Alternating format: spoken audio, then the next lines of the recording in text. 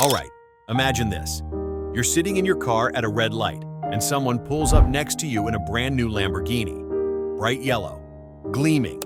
And for just a second, you think about what that's worth. Maybe $500,000? Maybe more? Now imagine that same feeling, but instead of a Lamborghini, it's an entire planet. Not just any planet, a planet made almost entirely of diamond. And it's not worth $500,000. It's worth 26 nonillion dollars. That's a 2, a 6, and then 30 zeros. More money than every dollar, every euro, every yen that has ever existed in human history, multiplied by itself millions of times over. And here's the kicker. You will never, ever be able to touch it. Not in your lifetime, not in your grandchildren's lifetime, not ever. And somehow, that makes it both the most valuable thing in the known universe and completely, utterly worthless at the exact same time. My name is Mac, and I spend way too much time thinking about how the universe operates on scales that are specifically designed to break human brains.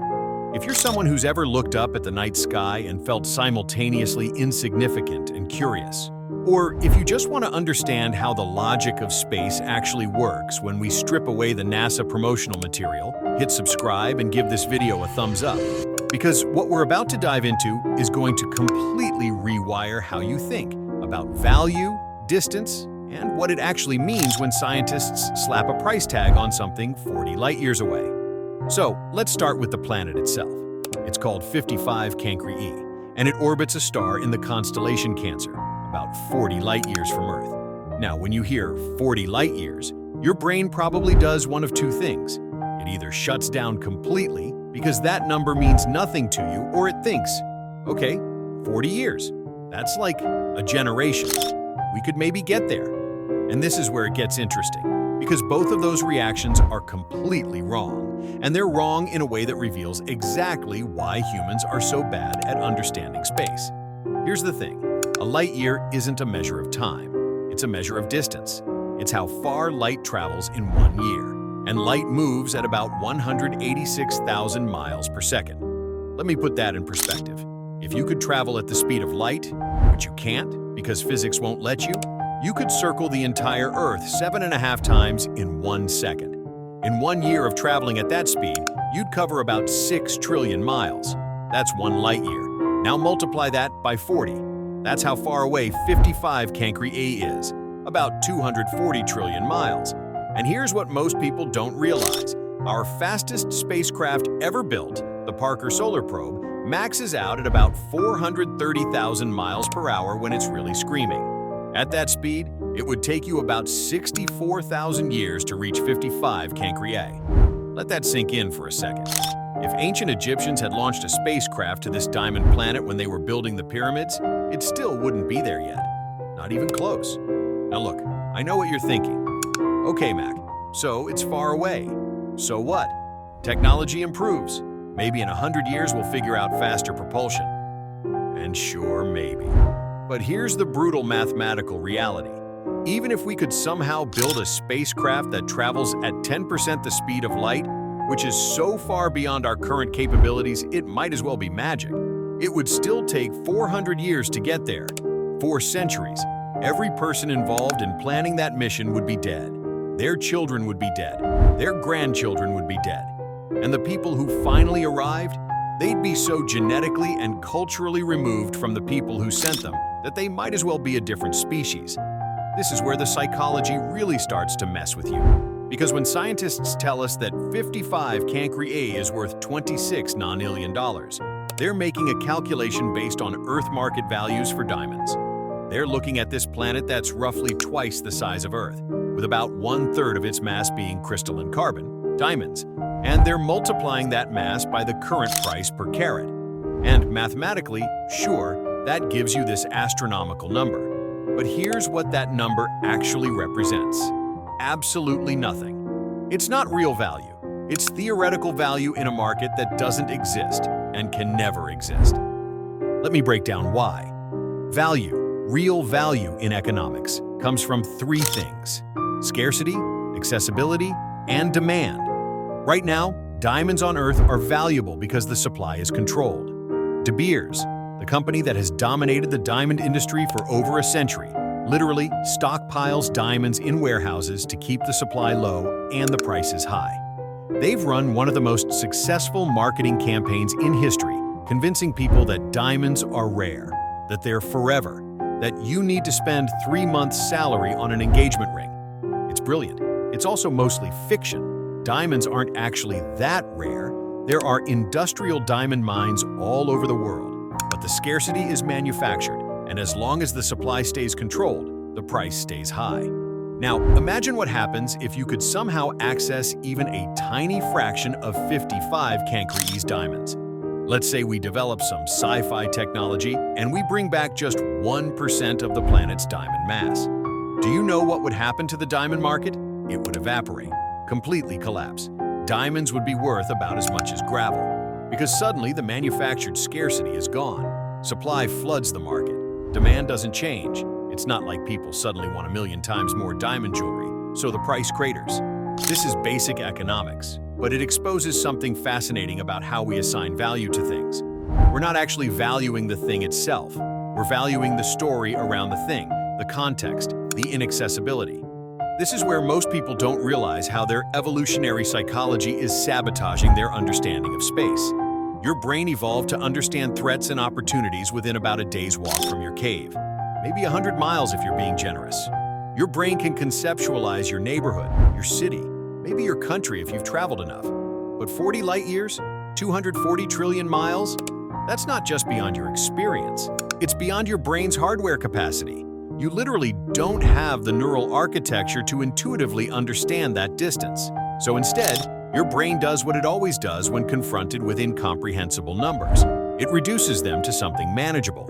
It turns 240 trillion miles into really far and moves on. And in doing so, you lose all sense of what that distance actually means. Now look, this isn't your fault. This is just how humans work. There's actually a term for this in cognitive science. It's called scope insensitivity, or scope neglect. Studies have shown that people will donate roughly the same amount of money to save 2,000 birds from an oil spill as they will to save 200,000 birds. The numbers are different by 2 orders of magnitude, but the emotional response is basically identical, because once you get past a certain threshold, your brain just maxes out. It hits a ceiling, and that ceiling is way, way lower than you think it is. This is exactly what's happening when you hear about a $26 non-illion planet. Your brain hears really expensive and stops processing. It can't differentiate between $1 billion and a non-illion dollars in any meaningful emotional way. They both just register as more money than I'll ever have. But here's the thing, that cognitive failure is actually hiding something really important about how value works in the real world. Because if you can't access something, if you can't use it, if you can't benefit from it in any tangible way, then it doesn't matter how valuable it theoretically is. It has 0 practical value to you. And this applies to way more than just diamond planets. Let me give you an example that's going to hit a little closer to home. Let's say you're scrolling through real estate listings and you see a mansion in Beverly Hills for $50 million. Massive property, ocean views, infinity pool, the whole deal. Now to you, that house might as well be on 55 Cancri. It's theoretically purchasable.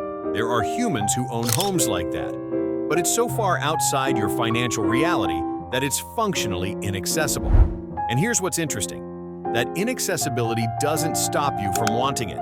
It doesn't stop your brain from imagining what it would be like to live there. In fact, the inaccessibility might actually make you want it more, because your brain is really, really bad at distinguishing between difficult to obtain and valuable. This is the same psychological trap that keeps people buying lottery tickets.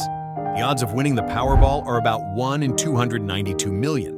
You are more likely to be struck by lightning multiple times, to be attacked by a shark, and to become an astronaut all in the same year than you are to win the lottery. But people spend billions of dollars on tickets every year because their brains can't properly calculate those odds. All they see is, there's a chance. And the dream of that $50 million mansion overrides the mathematical reality. The inaccessibility becomes part of the appeal. Now, you might be thinking, okay, Mac, I get it. Big numbers break our brains. But what does this have to do with a diamond planet? And here's where it gets really interesting, because 55 Cancri E isn't just a fun space fact. It's actually a perfect case study in what happens when we try to apply Earth logic to cosmic scales. See, the whole idea of putting a dollar value on that planet is fundamentally absurd, but we do it anyway because that's how humans make sense of things. We need anchors. We need reference points. We need to be able to say, this thing is worth X because on Earth, similar things are worth Y. But that framework completely falls apart when you're talking about objects that exist in contexts we have zero experience with. Here's what I mean. On Earth, diamonds are valuable, partly because they're hard. They're useful for cutting tools, for drill bits, for industrial applications. But that value assumes you can access them, extract them, and use them within Earth's economic system. On 55 Cancri E, which orbits its star so closely that the surface temperature is estimated to be around 4,000 degrees Fahrenheit, the diamonds aren't sitting there waiting to be picked up. They might be in a molten state. They might be under crushing atmospheric pressure. They might be chemically bonded to materials we've never encountered.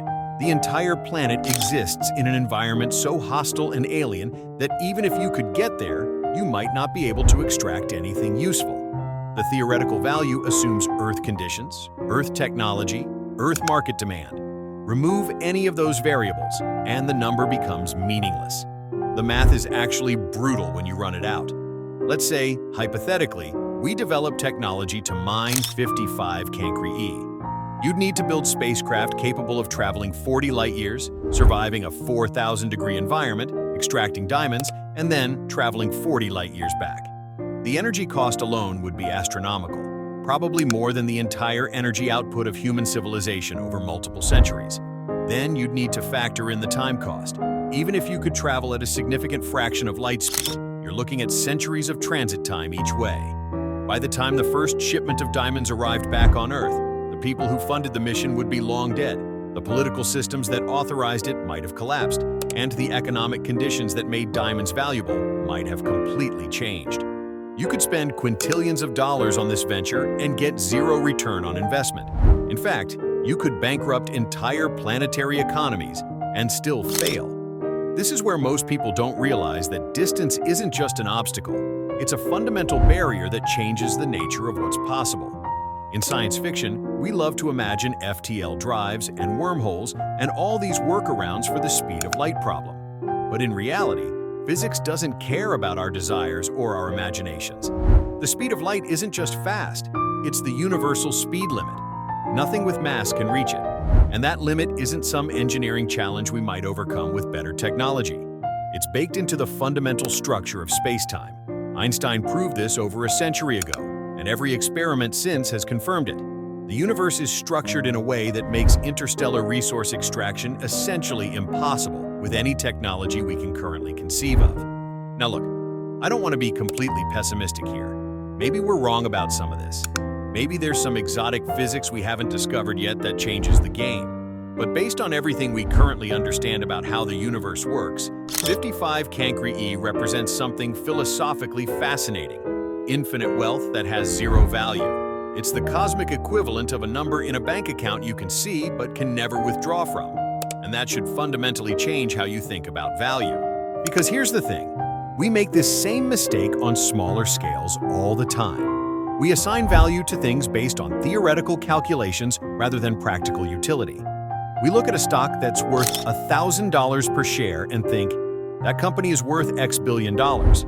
But that valuation is only real if you can actually sell the stock at that price. The moment everyone tries to sell, the price collapses. The value was never actually there in the way we thought it was.